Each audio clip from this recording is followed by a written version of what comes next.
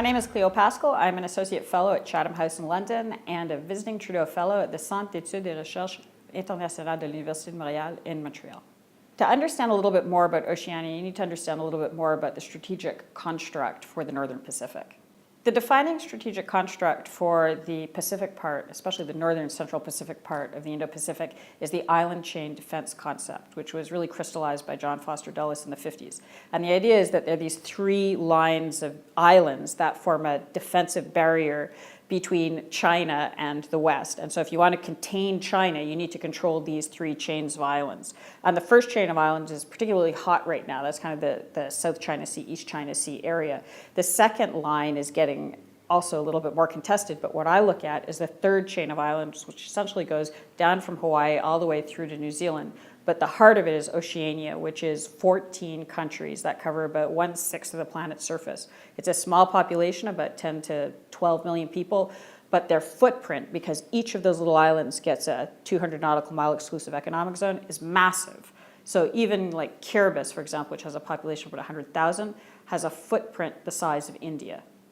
One of the reasons for looking at Oceania now in particular is because there's a high degree of strategic interest in the region, much more so than we've seen since possibly the 19th century.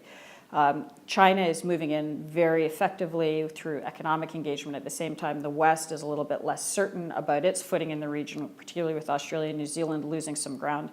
And there's a lot of question about what's going to happen in terms of French engagement, UK engagement. All of them have territories in the region. And for example, France just sold 12 submarines to Australia. And you think France and Australia are on the other sides of the world from each other, but actually they share a border because of the French possessions in the region.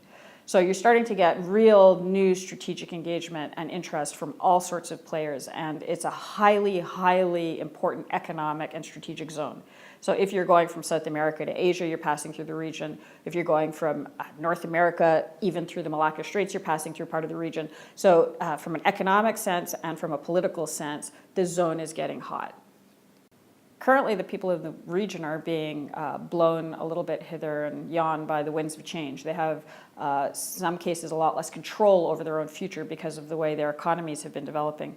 Canada could really help with improving the domestic security of the people in the region by just some very simple economic engagement, changing some of the visa regimes, allowing for education in Canada for some of the people from the region. These are very stable, normally prosperous, democratic countries, but their options are getting more and more constrained, and because of their economic constraints, they're getting pushed hither and yon. We could really help the region just by engaging in a normal, healthy, bilateral way.